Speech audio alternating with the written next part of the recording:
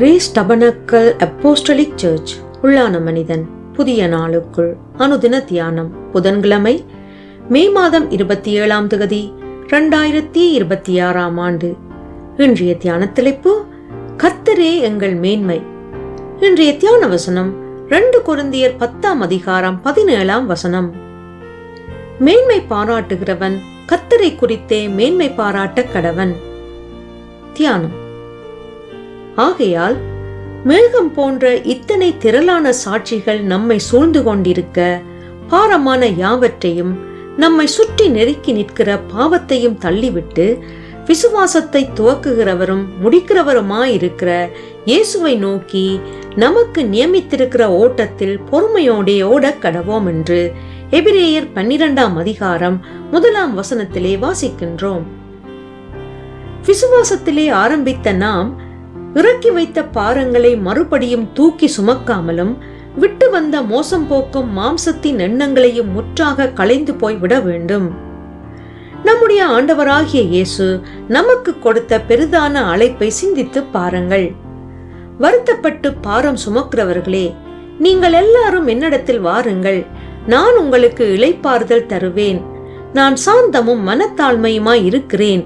என் நுகத்தை உங்கள் மேல் ஏற்றுக்கொண்டு என்னிடத்தில் கற்றுக்கொள்ளுங்கள். அப்பொழுது உங்கள் ஆத்துமாக்களுக்கு இளைப்பாறுதல் கிடைக்கும். என் நுகம் மெதுவாயும் என் சுமை இலகுவாயும் இருக்கிறது என்றார். கிறிஸ்துவுக்குள் பிரியமான சகோதர சகோதரிகளே, இன்றைய நாளிலே உங்கள் வாழ்க்கையை சற்று ஆராய்ந்து பாருங்கள். நீங்கள் இப்போதும் வருத்தப்பட்டு பாரங்களை சுமக்கின்றீர்களா? உங்கள் சுமை பாரமாக இருக்கின்றதா? உங்கள் நுகம் கடினமானதாக இருக்கின்றதா? நீங்கள் கடந்து வந்த பாதையை ஆராய்ந்து பாருங்கள்.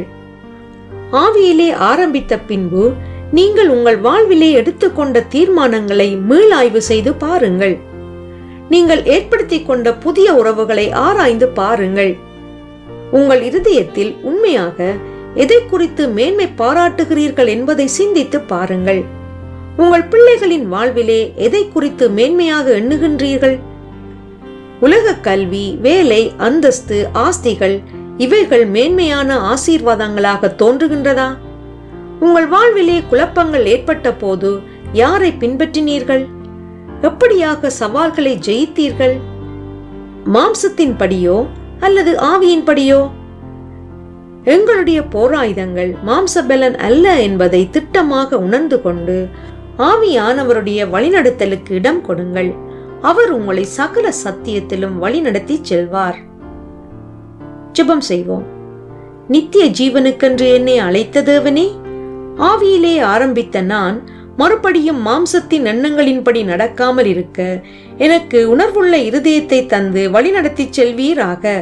இரட்சகர் இயேசு வழியாக ஜெபிக்கின்றேன். ஆமேன்.